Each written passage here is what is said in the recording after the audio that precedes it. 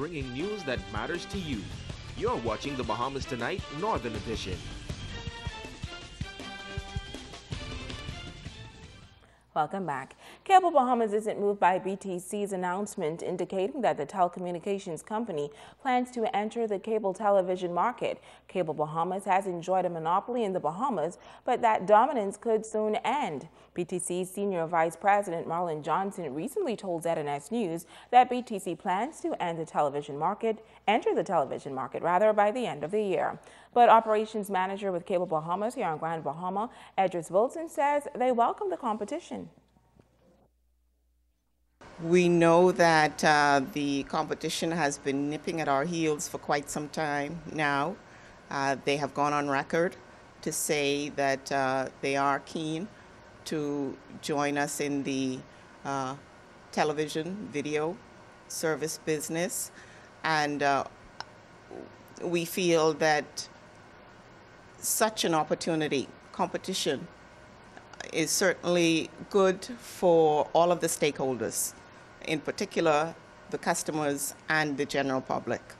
The competition certainly allows everybody to improve their game, and the customers would certainly benefit from that.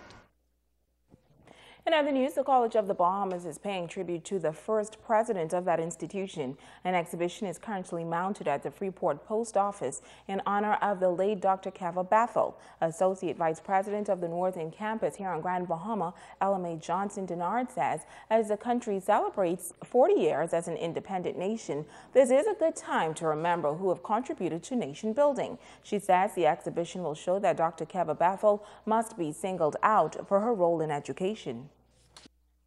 The exhibition showcases various pictures of Dr. Bethel during her professional life, and particularly here in Grand Bahama at the Northern Bahamas campus.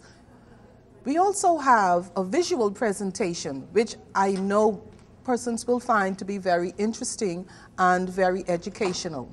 And we would wish all of our school children and the wider public at large to come out and to find out more about Keva Bethel and express an appreciation for those Bahamian educators who have impacted the lives of our people tremendously. Now, Anita Osmond served as a senior administrator during the tenure of the late Keva Bethel. She believes the doctor made an indelible mark in education in the country and should always be remembered. I have been able to watch her lead the college from its very beginnings to the cups of university status when she left it. She is a remarkable woman. Anyone who knew her will attest to that.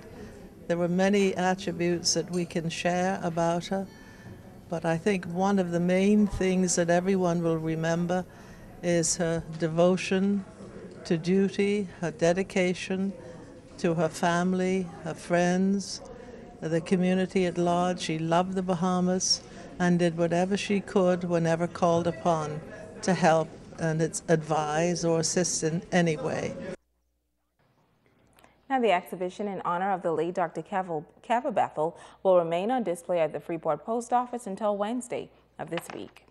And finally in news, it's the Lenten season and the Mary Star of the Sea. Catholic Church is inspiring and challenging its parishioners to prepare for the greatest feast on the Catholic calendar. Cathedral Administrator from K Street, St. Lucia, Michelle Francis, visited Grand Bahama some 24 years ago. He has returned for this year's Lenten mission and to share the faith. I think just sharing that faith with the people here is enough. And if that would help people to be drawn ever closer to God, that I think would be an achievement. And it's not about the multitude, but about just one person. If one person would say that, through this Lenten mission, I'm going to recommit myself to God. Through this Lenten mission, I'm going to be more fervent in prayer. Through this Lenten mission, I will be more conscious of the needs of my neighbor and try to assist them. If that can be achieved, then I consider it a success. Now, Lent is a 5-week period leading up to Easter. According to Father Francis, it is aimed at bringing Christians back to focus. The Lenten mission always seeks to intensify that moment when we reconnect, because Lent is a time when the church calls us to, to a couple of things, to intensify our prayer, our sacrifices, which we call fast, and to turn our attention to those who are less fortunate than ourselves. And it has biblical basis for that.